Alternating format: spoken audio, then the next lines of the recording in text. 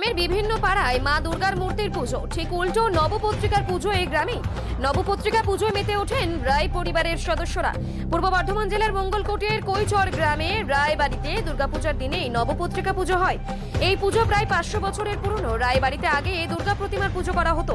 কোনো কারণবশত সেই ঠাকুরের মূর্তির পুজো বন্ধ হয়ে নবপত্রিকার পুজো শুরু হয়। বর্তমান পরিবারের সদস্যরা জানান, দুর্গা মন্দিরের ভেতর ওই বংশধরের কোনো এক মহিলা শুয়েছিল। তারপর সেই মহিলাকে ঘর থেকে আর পাওয়া যায়নি।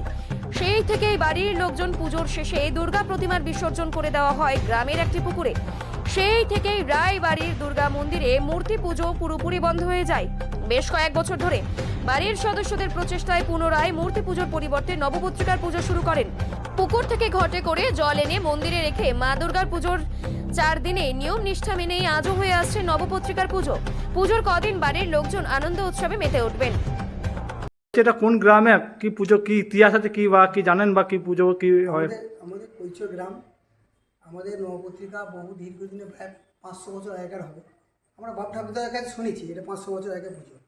আমাদের মানে যোগারদের সঙ্গে আমাদের টান্স আছে। রামচন্দ্র যখন করেছিল তার আগেকার পুজো আমাদের এখানে দীর্ঘদিনের পুজো হয়। আগে আমাদের মাটির মূর্তি হতো, সেটাকে যাই হোক কোনো কারণে একটা আমাদের বংশের নাকি কোনো এক মহিলা এখানে শুয়েছিল, সেটাকে আর ঘর থেকে পাওয়া যায়নি।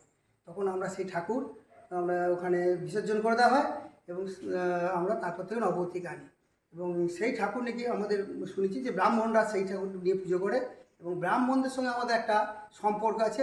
যখন আমাদের অষ্টমী পুজো খ্যান হয়, একসঙ্গে দুটো খ্যান হতে হবে এবং ওরা আমাদের খ্যানের সঙ্গে সঙ্গে ওদের বাজনাপত্র যা আছে সমস্ত বাজনা ফাজনা নিয়ে এখানে আসে, আবার আমাদের সঙ্গে বাজিয়ে তারপর ওরা ফিরে যায়।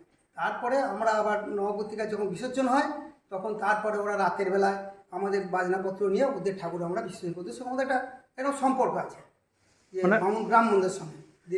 এই মাটি প্রতিমা হয় না দীর্ঘদিন? হ্যাঁ, দীর্ঘদিনে হতো, এখন আর হয় না। ওরা ব্রাহ্মণরা করে।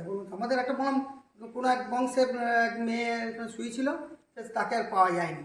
সেই কারণে আমাদের বংশের লোকেরা ওই ঠাকুর বিসর্জন করে দিয়েছে আর আমরা ঠাকুর আনি। তারপর কলাবউ, হ্যাঁ কলাবউ, আমাদের নবপত্রিকা কলাবউ এখানে প্রতিষ্ঠা করা হয়। তাহলে আমরা থেকে পরে এইসব করছি। আমার দাদু এই পুজো করেছে, আমার বাবা কাকারা করেছে, তারপরে আমরা করছি। পুজোটা কদিন ধরে আনন্দ করেন? পুজো যেমন 3-4 দিন হয়, চড়ো আনন্দ হয়। আমরা এখানে নিজেরা সমস্ত ফ্যামিলি মোটামুটি 70-75টা মেম্বার আছি। 70-75টা মেম্বার আমরা নিজেরা রান্না বান্না করে এখানে খাই। আমরা বাড়িতে কাউকে রান্না বান্না করতে দিই না, আমরা নিজেরাই খাই। আবার আমাদের এখানে বলি হয় এবং বলির যে প্রসাদ হয় সেই প্রসাদও আমরা এখানে সব নিজের ফ্যামিলি লোকের মধ্যে আমরা নিজেরা খাই এবং কিছু লোকজন 2-4টে নেমন্তন্ন করি। প্রচুর লোকজনের সমাগম হয়। আপনার নাম? আমার নাম সুব্রত রায়। এটা কোন পরিবার এটা? হ্যাঁ, এটা কৈচর রায়পাড়া। আদি রায়পাড়া বলতে হবে, রায়পাড়া বলতে একটা হবে, কিন্তু ওরা অন্য জায়গায় থেকে উঠে আসে। এটা কৈচর আদি রায়পাড়া। কোন গ্রামে কি পুজো বা কি ইতিহাস জানেন বা যতটা আমরা জানেন একটু বলুন। এটা হচ্ছে কৈচর গ্রাম, আমাদের মঙ্গলকোট থানা এবং পূর্ব বর্ধমানে।